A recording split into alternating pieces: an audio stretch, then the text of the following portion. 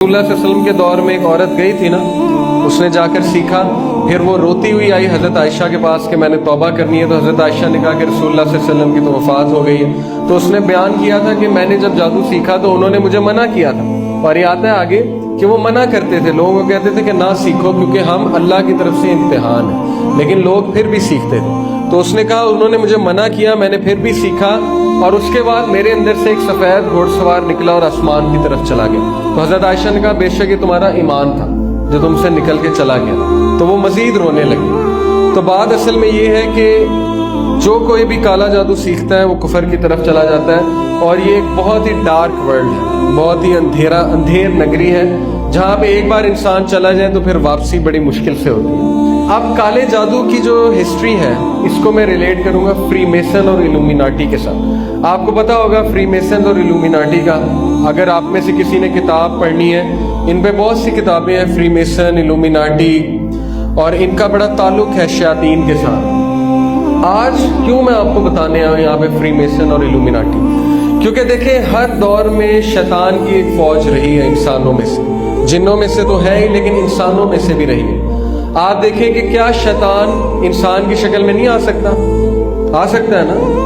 रसूलुल्लाह सल्लल्लाहु अलैहि वसल्लम के दौर में क्या वो वहां पर आकर नहीं बैठा करता था कुरैश के पार्लियामेंट में, और आकर आइडियाज भी दिया करता था? क्या जंगे बदर में नहीं आया इंसान की शक्ल में? तो वो इंसान की शक्ल में आ सकता है। इसी तरह फिरौन के दौर में भी आता होगा। तो चूंकि इब्लीस जो है वो शुरू से है, आदम अलैहिस्सलाम को जब से अल्लाह ने दुनिया में भेजा वो भी तब से है। उसने एक एक इंसान को देखा हुआ है, और उसने एक एक नबी को देखा हुआ है। वो इंसान की रग रग से वाकिफ है।